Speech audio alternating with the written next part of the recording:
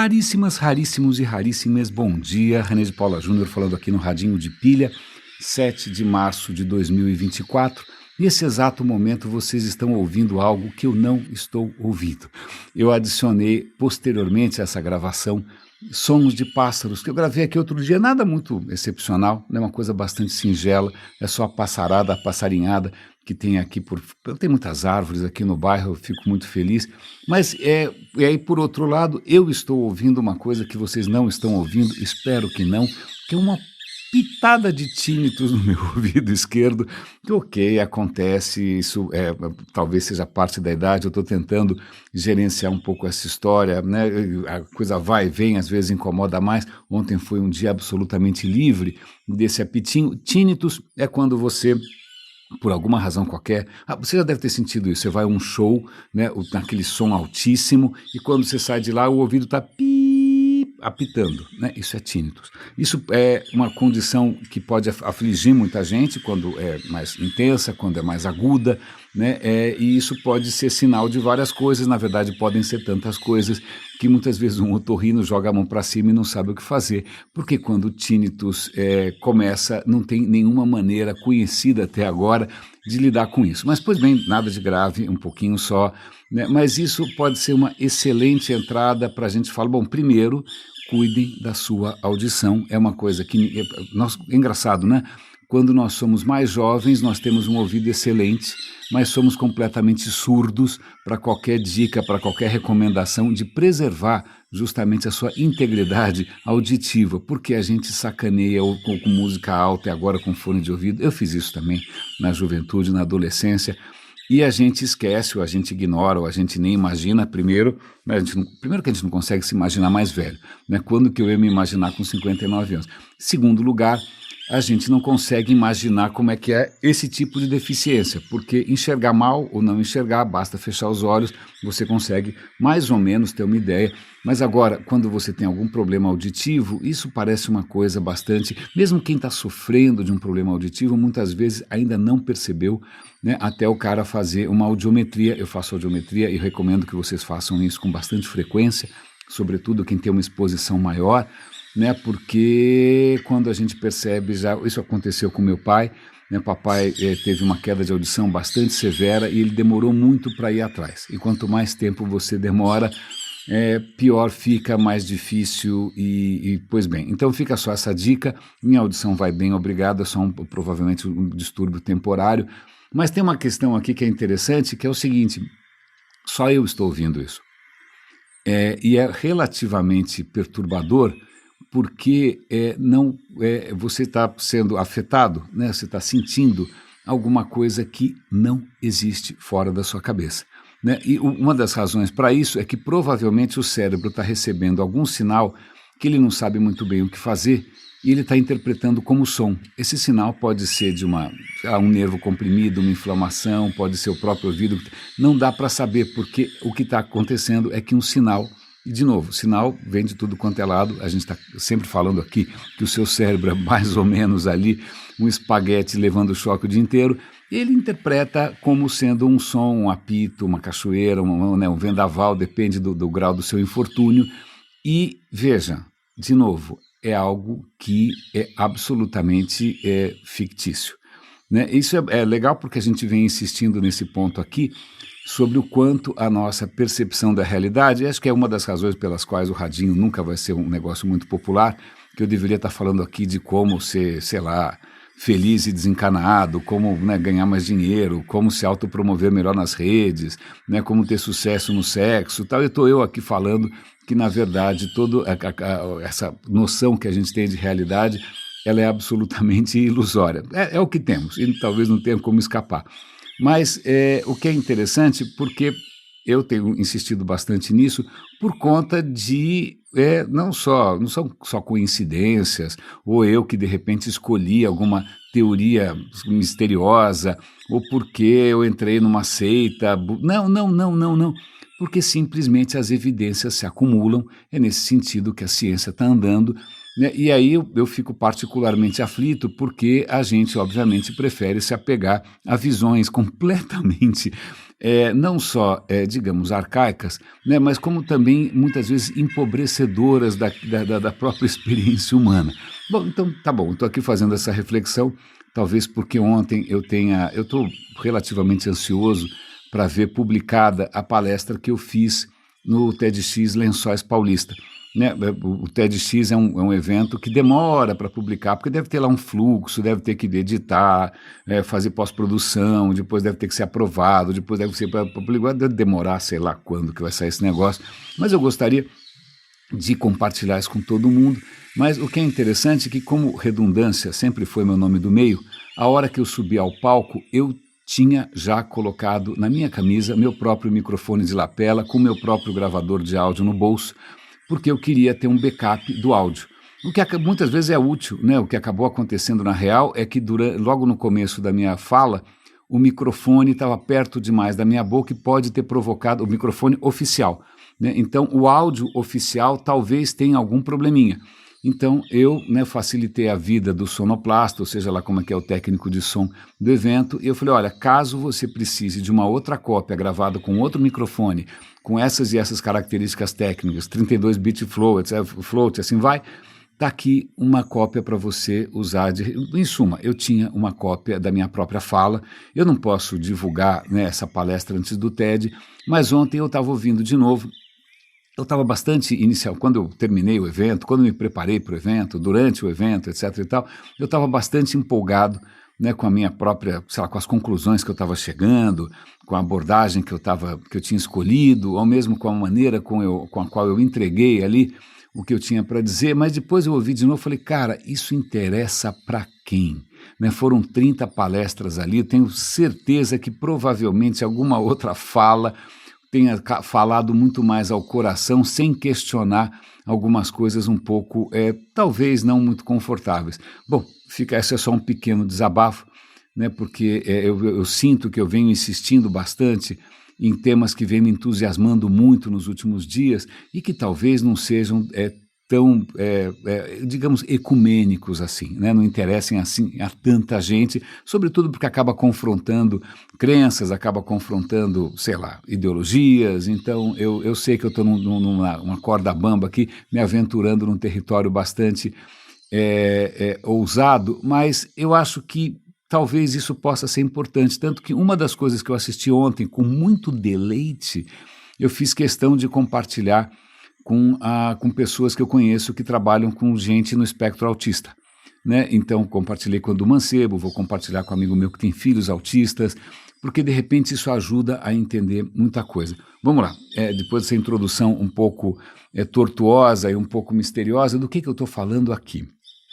Eu tenho comentado com vocês, eu comentei recentemente dessa história de que eu tinha começado a ver uma palestra na Royal Institution, né, de Londres, sobre o cérebro como um mecanismo de previsão, né, um mecanismo preditivo, que na verdade o que a gente chama de presente, o que a gente chama de consciência, a sensação que a gente tem do mundo, não é exatamente o presente, não é, porque o cérebro não dá conta, ele está sempre atrasado.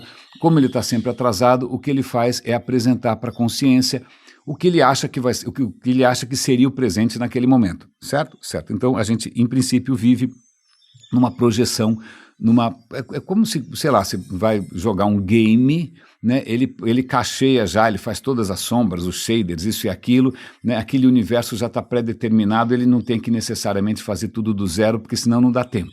Ele só vai renderizar, na verdade, as mudanças, os outros jogadores, porque os outros jogadores são imprevisíveis. Agora, a maneira como o cenário se move, isso é previsível. Né? Se não fosse imprevisível, nenhum computador dava conta. A mesma coisa é para o seu cérebro. Então, tem várias... Isso não é sei lá, não é filosofia isso. Isso são simplesmente considerações bastante materiais, né? O cérebro tem recursos finitos de energia, as coisas demoram tempo, né? Tudo demora tempo, não tem como evitar isso. Você pode filosofar o quanto você quiser, pensar em Platão, pensar em alma, pensar em glândula pineal, mas é isso, né? A nossa realidade é material e ela é, obviamente, sujeita a limitações de todo tipo. Então, isto posto, a gente tinha começado, acho que o episódio de ontem, com o começo dessa palestra, em que o cara está tentando mostrar que, veja bem, né, o que a gente está vivendo é uma previsão. O cérebro chuta o que está acontecendo e ele muitas vezes erra, né, por isso que as ilusões de ótica funcionam, porque o cérebro estava prevendo alguma coisa, mas os sentidos estão trazendo outra informação. É por isso que você toma susto, é por isso que você come bola, porque simplesmente, grande parte do tempo, o teu cérebro está acionando o piloto automático e você está dentro de um modelo tridimensional que ele inventou como se fosse Minecraft. Basicamente é isso. Mas a coisa vai muito além, e eu acho que isso é legal, porque isso tem a ver, inclusive, com uma questão de saúde pública. Eu já vou explicar por quê. Tem a ver, talvez, com doenças psiquiátricas. Eu já vou explicar por quê. Tem a ver, talvez, com dor crônica. E eu vou explicar por quê. Talvez tenha a ver até com o próprio tinnitus. E eu vou tentar explicar por quê. Então, vamos partir do seguinte princípio, certo? Você tem lá o coitado do seu cérebro trancado no seu crânio, né, que a gente explicou, aliás, como é que o seu crânio ficou tão bonito assim, com o nariz lindo ontem, né, à medida que a gente foi ficando em pé. Mas, ok, o cérebro está lá. Isso vale não só para você, isso vale para qualquer criatura viva. Né, o cérebro está lá, coitado, não sabe o que está acontecendo, está tomando choque de todo lado, depois de um tempo ele começa a falar, bom, eu acho que, né, pensando bem, né, tem alguma coisa lá fora e eu acho que esse tipo de choquinho aqui parece ser alguma coisa sonora, ok, tudo bem? É assim que a gente vive, certo? Certo. Com o tempo ele vai refinando o modelo, ele vai armazenando na memória, ele vai refinando o modelo, ele já sabe mais ou menos como as coisas são, né? Isso é ótimo, porque ele não precisa processar o tempo todo todas as informações que chegam. Então, se você entra num ambiente, né, vamos imaginar que você entra num ambiente completamente novo que você nunca viu, que é o que acontece quando você viaja. Né? Você viaja, vai para um lugar completamente novo. Né? Aquilo o seu cérebro não tem, é muito difícil ele tirar do baú, né, alguma lembrança, alguma memória, algum modelo. Não, ele realmente naquele momento ele vai ter que colocar uma energia louca para tentar interpretar os sinais, porque é tudo novo.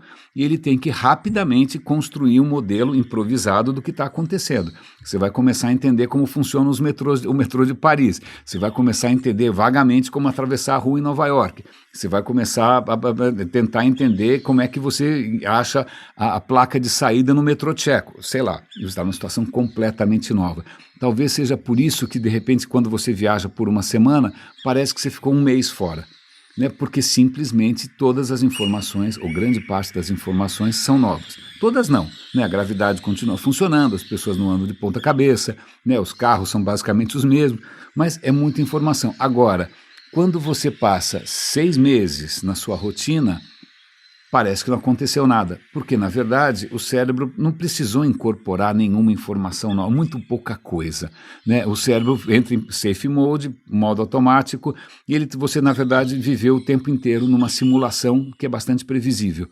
Né? Então, veja, isso é interessante porque mostra uma coisa que é o pão nosso de cada dia, que é a realidade de todos nós, a cada instante, é o seguinte, o cérebro tem um modelo dele, que ele projeta, certo?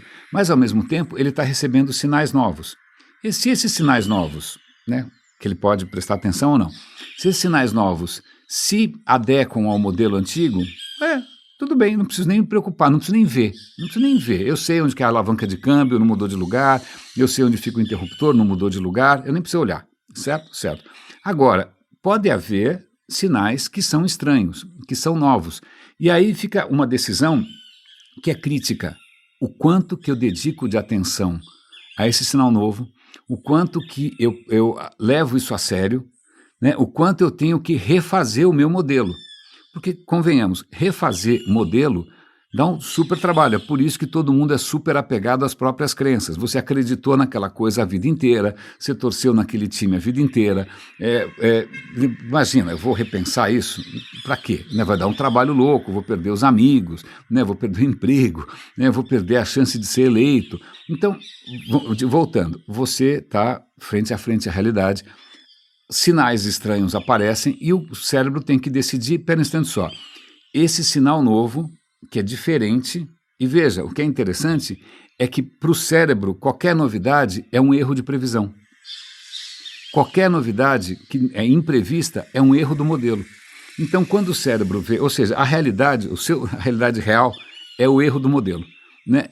Quando você percebe um erro no modelo, o que você faz a respeito? Você leva a sério o modelo, né? Ou você esquece um pouco o modelo e resolve prestar atenção nessa diversidade louca de erros, né? De coisas que são imprevistas, que não estavam no script. Então, veja, é um equilíbrio interessante que o cérebro decide a cada instante. Espera um instante só. Eu posso continuar distraído ou eu vou ter que parar o que eu estou fazendo e dedicar uma energia louca a essa informação nova?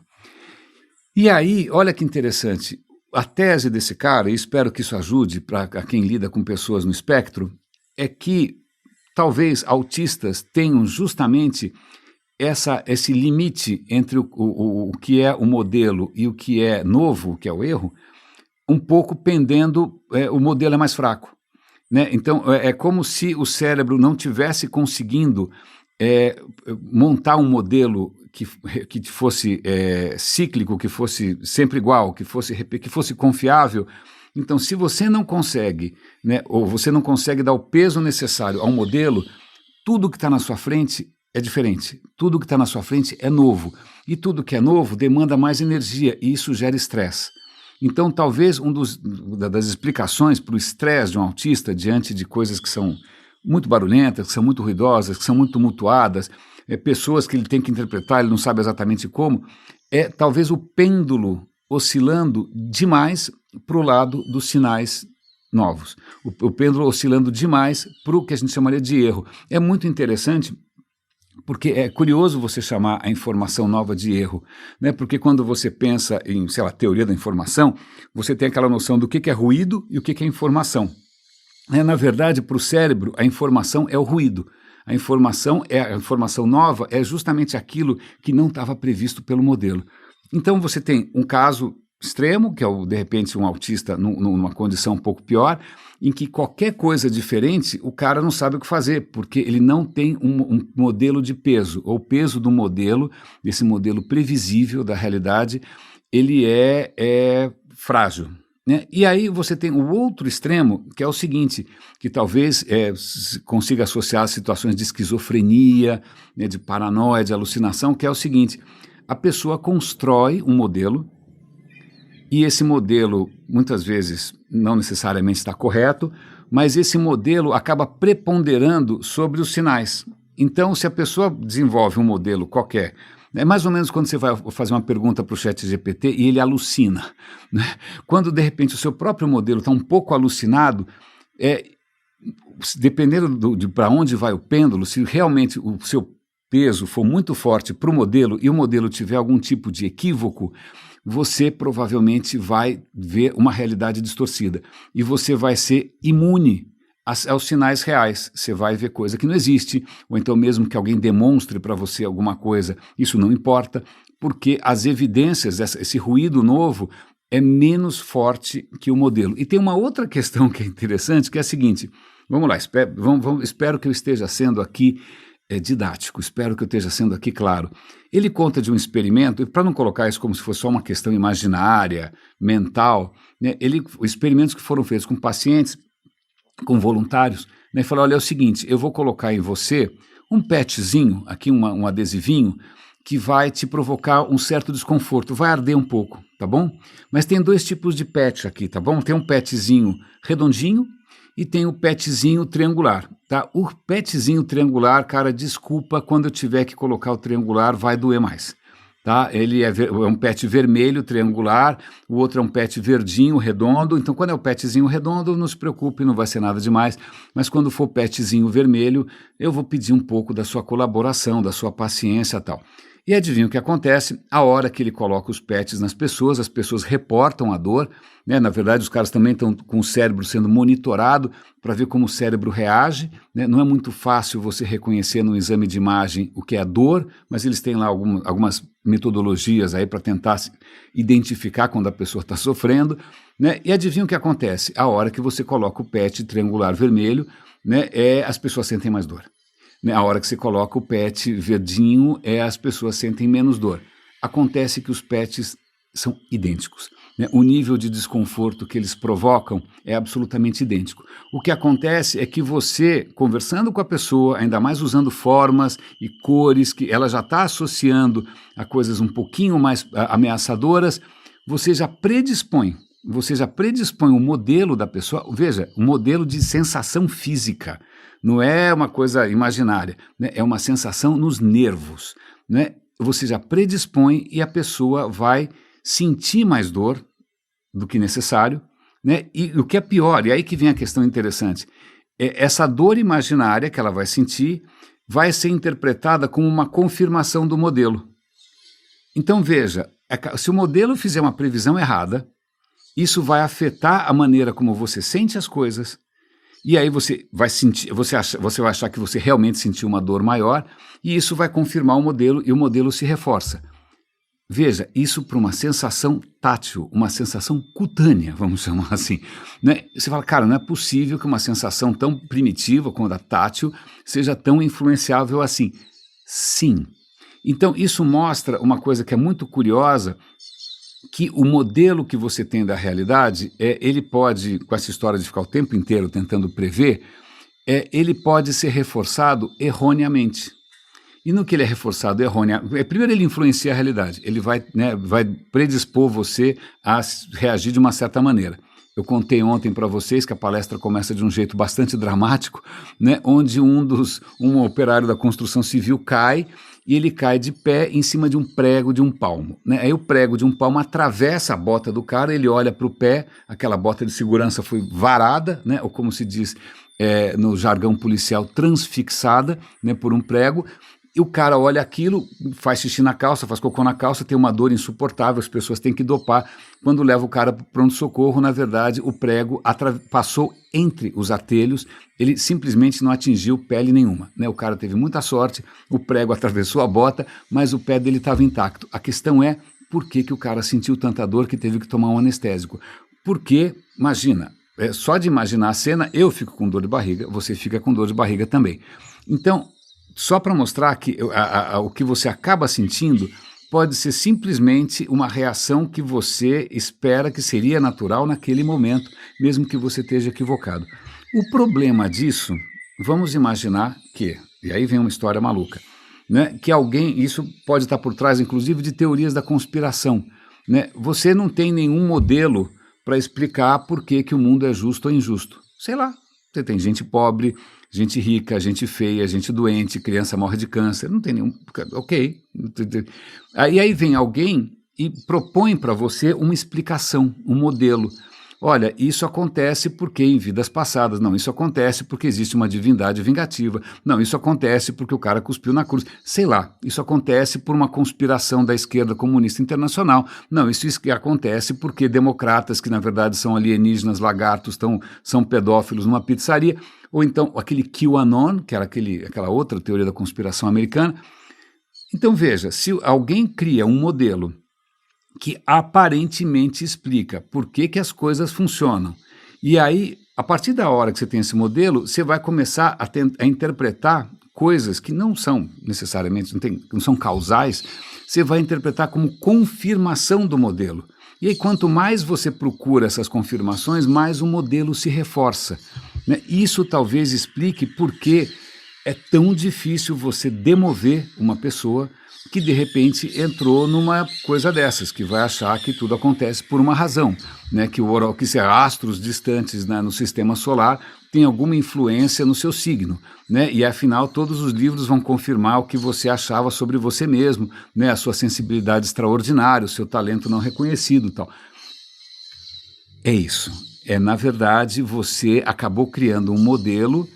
Você está vivendo dentro de um modelo e você está procurando confirmações, esse modelo se reforça e dependendo da sua própria natureza, dependendo da sua própria condição, as evidências não serão suficientes para desbancar o modelo, porque é muito mais confortável você viver num modelo previsível, né, no modelo que tem... E a explicação nem precisa ser tão boa assim, né, nem precisa, normalmente não é, né? Se você olhar... Eu digo isso com a experiência de quem já acreditou em um monte de coisa, de Xing até astrologia, passando por religião. A hora que você para e você olha para trás e fala, cara, desculpa, isso não resiste ao teste do riso.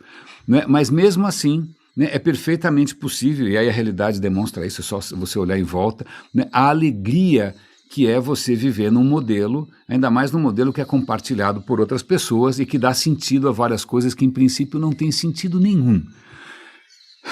Ok, então, voltando aqui, logo a gente volta para essa questão do sentido ou não, e desses modelos, teorias da conspiração, porque eu acabei ouvindo uma outra entrevista muito interessante, mas o que é interessante, o que é bacana nessa história, é que isso tem a ver com um problema de saúde pública. A palestra que eu assisti era de um inglês, e na Inglaterra, entre um terço e metade da população inglesa reclama de algum tipo de dor crônica. Dor nas costas, dor aqui, dor ali e tal. Aí você vai no médico, 75% das vezes, 80% das vezes, o médico fica desesperado porque ou essa dor não tem nenhuma causa concreta, ou então a causa é desproporcional, o cara não devia estar sofrendo tanto. Tá bom, o cara é sedentário, o cara está com a coluna ruim, mas não devia estar incomodando tanto.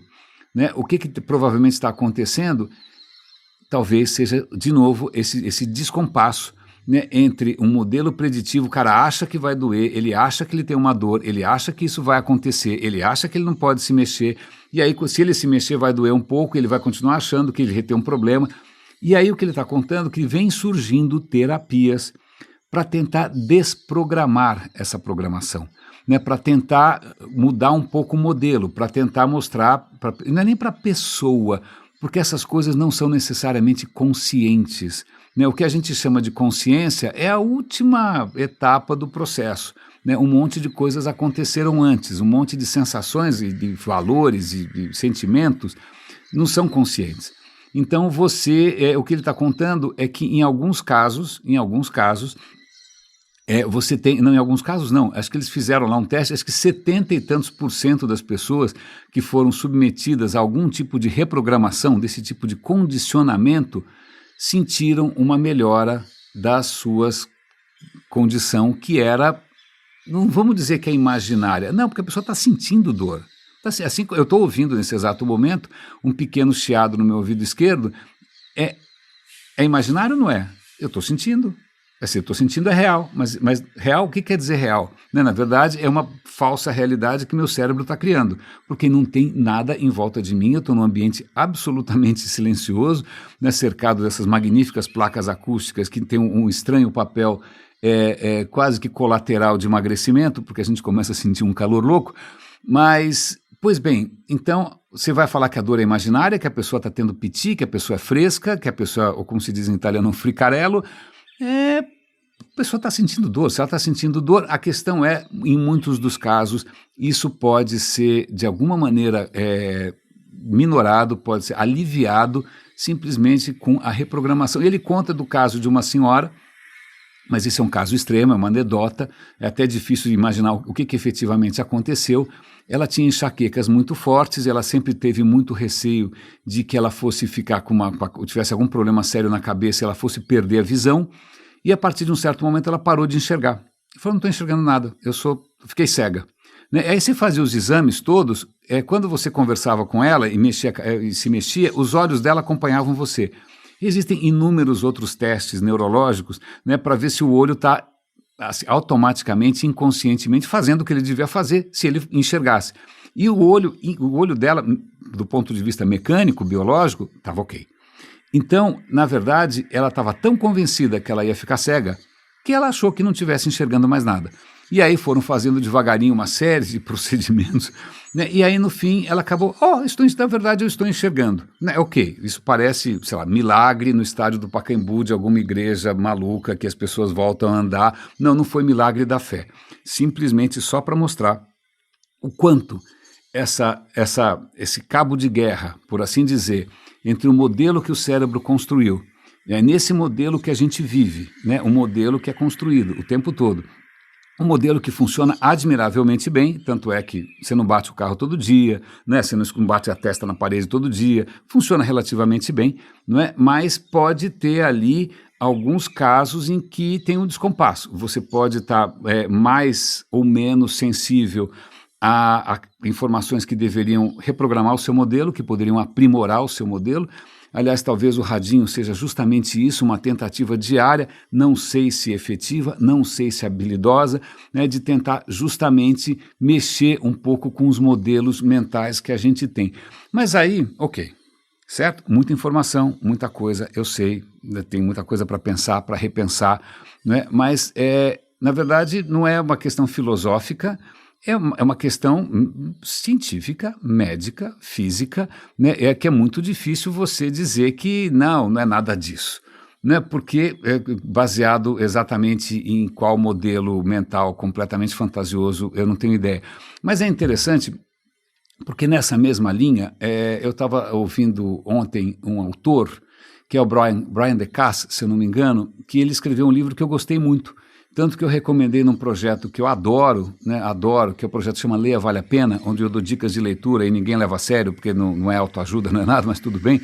E um dos livros que eu acho que o último livro que eu recomendei, que é bastante oportuno sempre, sobretudo no Brasil, que chama Corruptíveis, né? E a questão é por que a gente continua colocando gente corrupta no poder. Né? O livro do cara é absolutamente extraordinário, muito bacana, e falei, deixa eu ver essa outra entrevista com ele. Tá? Eu vou dar o link para quem queira entender um pouco mais a questão de se o poder corrompe, se sim ou não, se a gente... Bom, muito legal, eu vou dar o link ali, é um videozinho de 10 minutos. Se vocês quiserem só ouvir o vídeo, já tá bom. Mas ele escreveu um novo livro agora, ele é sociólogo, o livro se chama Fluke. Fluke, em inglês, é um golpe de sorte, é acaso. Né? É aquele, ou então, como diria o Bolsonaro explicando como ele foi eleito, é uma cagada, né? Aquela coisa meio inexplicável que acontece de uma maneira, sei lá, completamente imprevisível. Ontem mesmo estava comentando com vocês, sem imaginar que eu ia falar disso hoje, né, sobre talvez um dos maiores conflitos e massacres da história, que foi a rebelião Taiping na China, quando alguém, sem mais nem menos, um chinês, veja bem, né, acordou pensando, falando em modelos mentais delirantes, que ele era irmão de Jesus Cristo e que sua missão na Terra era derrubar o governo e fazer uma utopia, né, milenarista na China. E morreram, sei lá, 10, 20, 30 milhões de pessoas, eu não lembro mais. Qual é a chance disso acontecer? Né? Como é que você pode explicar que o contexto histórico, que a exploração colonial, que a opressão da não sei, você pode colocar todas aquele blá blá blá racional, mas cara, isso só aconteceu porque, por alguma razão qualquer, um cara completamente pastel, né, inventou um delírio religioso e as pessoas foram atrás.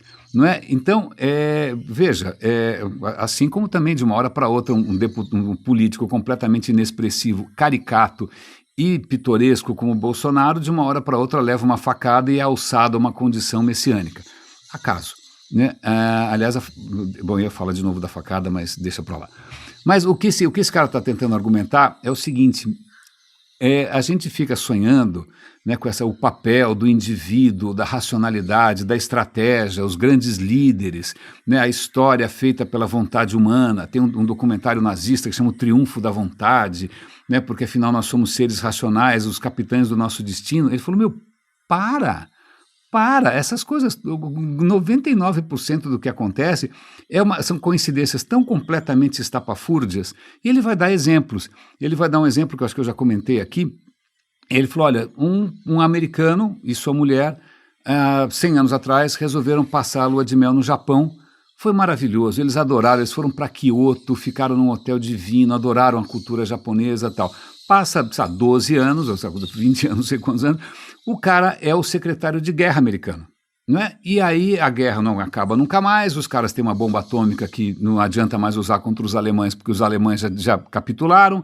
Bom, o que eu faço com a bomba atômica agora? Eu falo, o Japão não para, cara, o único jeito vai ser, vamos jogar bomba no Japão? Ah, claro, vamos matar 100 mil pessoas de uma vez só, por que não?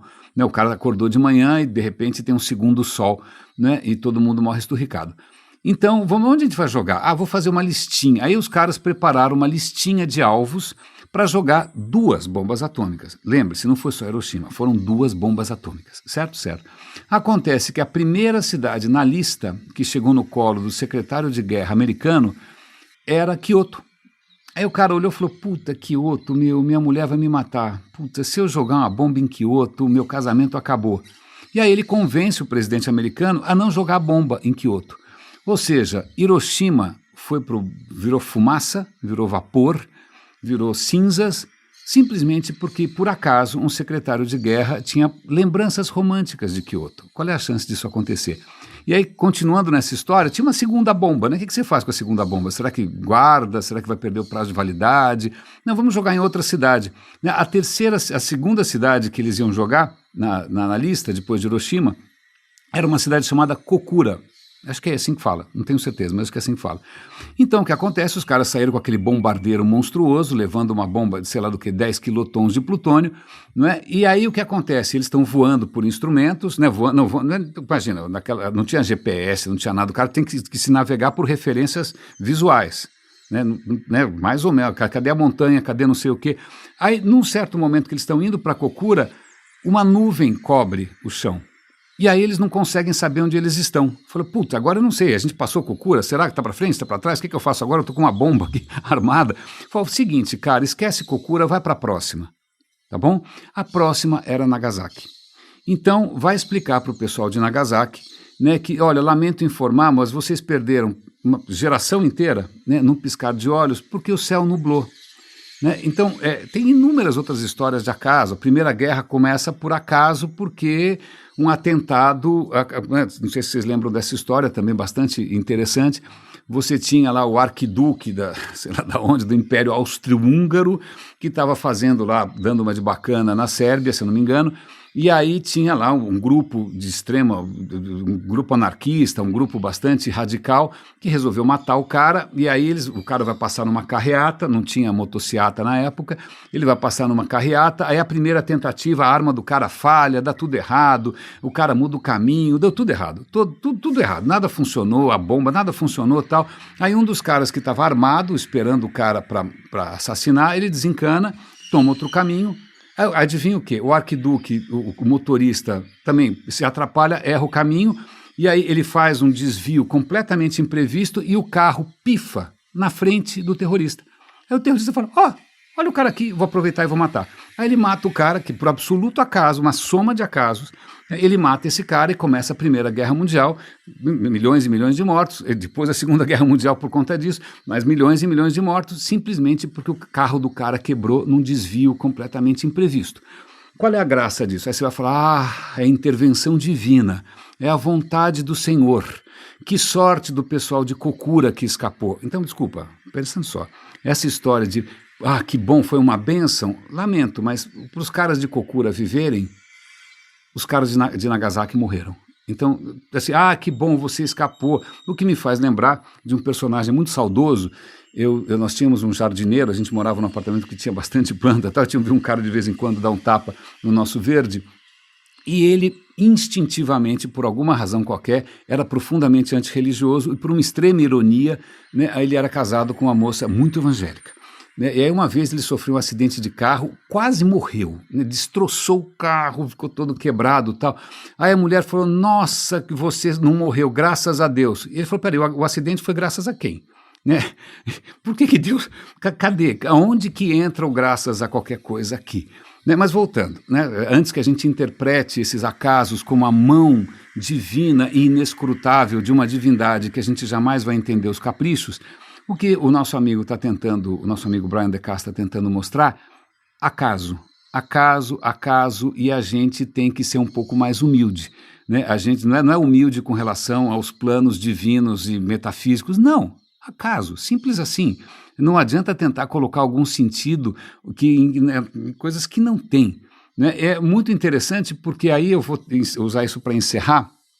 Eu estou lendo os livros do Sapolsky, 2, um que se chama Comporte-se e outro que se chama Predeterminado, que tratam basicamente da mesma coisa, né, da ilusão do livre-arbítrio, aquela ilusão que tem dentro de você tem lá um homúnculo, né, uma criatura pequenininha que toma decisões e essas decisões que movem a sua vida, decisões que são racionais. Ele falou, primeiro que a gente não achou nenhum homúnculo, e segundo que essa decisão ela não sai do nada, se a gente começar a olhar o cérebro, ela um segundo antes, 2 segundos antes, 3 segundos antes, 4 segundos antes, tem coisas acontecendo que acabam levando àquela decisão que você acha que foi um estalo. Você tive um estalo, vou fazer tal coisa.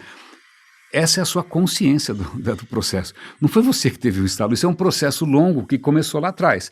Começou quando? Né? O que influenciou? Né? Você teria tido a mesma decisão se você tivesse feito sexo meia hora antes? Se você tivesse ganhado na loteria uma hora antes? Ou se você tivesse nascido num outro signo, numa outra cidade? Provavelmente não, né? Se de repente teus hormônios estão em dia ou não, se naquele momento você tinha visto, né, uma foto de alguma coisa sim ou não. Veja, o livre-arbítrio também, essa ideia de que você do nada decide alguma coisa, é bastante frágil, sobretudo, não precisa nem fazer nenhum exercício filosófico, a questão é você parar para pensar. Quando você decidiu querer?